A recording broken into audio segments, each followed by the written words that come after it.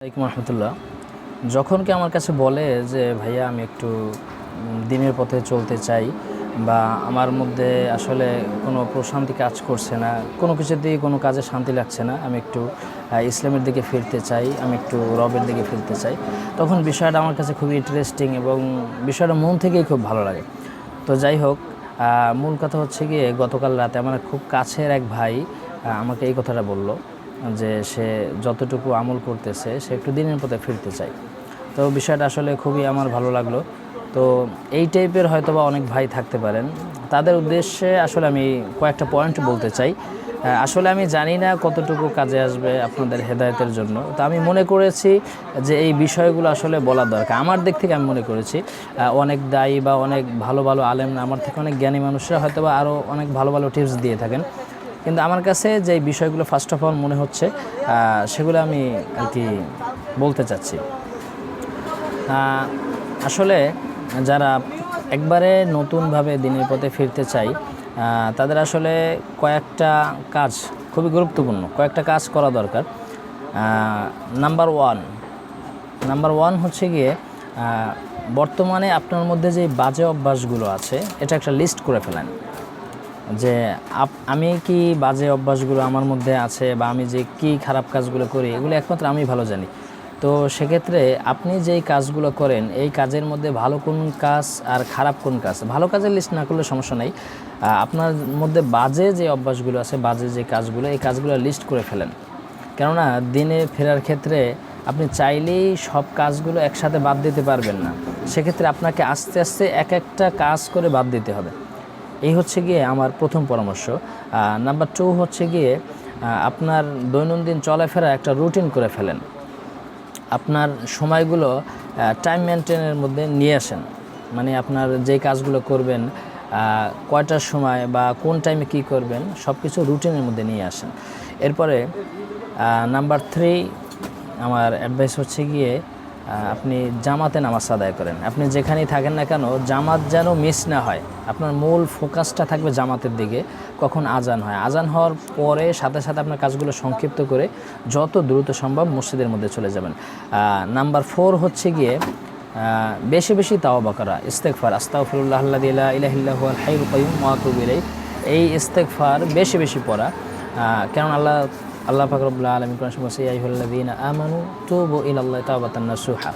আপনি যদি তাওবার মতো তাওবা করতে পারেন, আপনি মনে মনে আপনার গুনাহের জন্য আপনি অনুতপ্ত হলেন এবং ভবিষ্যতে করবেন না সেটা মনে মনে প্রতিজ্ঞা করলেন এবং মুখে আল্লাহ তাআলার কাছে কি অনুতপ্ত হলেন, এইভাবে তাওবা সংগঠিত হয়।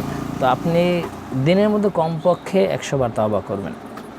তাওবা করলে আপনার পিছনের গুনাহগুলো মাফ হয় এবং ইন্নাল হাসানাতি ইউযহিবুনাস সাইয়্যাত, আপনার কিছু কিছু খারাপ কাজ এটা ভালো দিয়ে রূপান্তরিত হয়ে যায়, আল্লাহ পাক রব্বুল আলামিন যদি কবুল করেন। তো সেক্ষেত্রে আমাদের তাওবা করা অত্যন্ত জরুরি।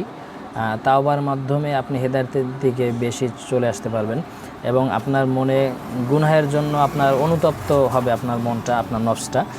এজন্য অবশ্যই তাওবা জরুরি, তাওবা করবেন। ওকে, এরপরে নাম্বার 5 হচ্ছে গিয়ে আপনি বেশি বেশি কোরআন তেলাওয়াত করার চেষ্টা করবেন। আপনি দেখা গেছে হয়তো বা কোরআন তেলাওয়াত আমাদের মধ্যে অনেকে জানি না, যদি না জানলেও এটা কিভাবে শেখা যায় সেরকম একটা ব্যবস্থা যাতে হয় সেটার দিকে আপনি চেষ্টা করবেন।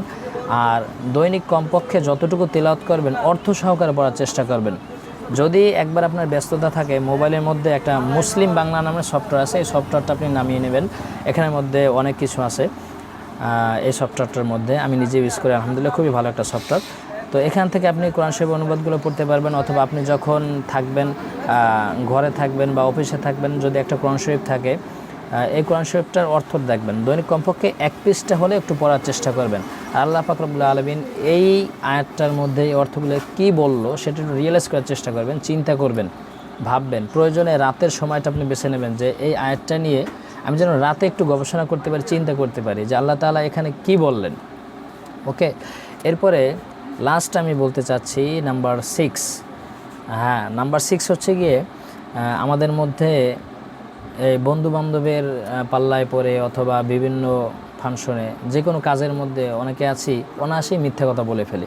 আসলে আমার ব্যক্তিগতভাবে এটা খুবই একটা ঘৃণা লাগে। মানুষ কেন মিথ্যা বলবে, আসলে মিথ্যা বলে কেন মানুষ, মিথ্যা বলে কি মজাটা পায়, এটা আসলে আমার কাছে খুবই কষ্টকর একটা বিষয় যে মানুষ মুসলিম হয়ে কীভাবে মিথ্যা কথা বলে। তো যাই হোক, আমাদের এই যে বাজে একটা অভ্যাস, আল্লাহ রাসূল সাল্লাল্লাহু আলাইহি ওয়াসাল্লাম হাদিসের মধ্যে বলছে সমস্ত গুনাহের মূল হচ্ছে গিয়ে মিথ্যা। ওকে, এজন্য আপনাকে মিথ্যা অবশ্যই পরিহার করতে হবে। আমি যেই কয়টা পরামর্শ দিলাম এর মধ্যে সর্বশেষ পরামর্শ হচ্ছে গিয়ে আপনাকে অবশ্যই মিথ্যা পরিত্যাগ করতে হবে। আপনি যাই করেন আর না করেন, যদি আপনি মিথ্যা থেকে বিরত থাকতে পারেন, আশা করি আল্লাহ পাক রব্বুল আলামিন আপনাকে অনেক খারাপ কাজ থেকে বিরত থাকার তৌফিক দিবেন।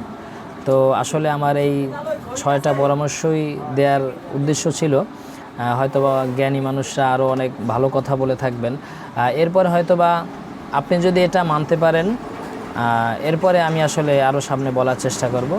আর যেহেতু আমি নিজেও ওইরকমভাবে যে 100% দিনের ক্ষেত্রে দিন মেনটেন করতে পারি না, নিজেও অনেক গুনাহের মধ্যে ডুবে আছি, তো আমার জন্য দোয়া চাই আর আপনাদের জন্য শুভকামনা। আল্লাহ পাক রব্বুল আলামিন আমাদের উভয়কে যেন দিনের পথে চলার মতো তৌফিক দান করে, আমিন। আসসালামু আলাইকুম ওয়া রাহমাতুল্লাহ।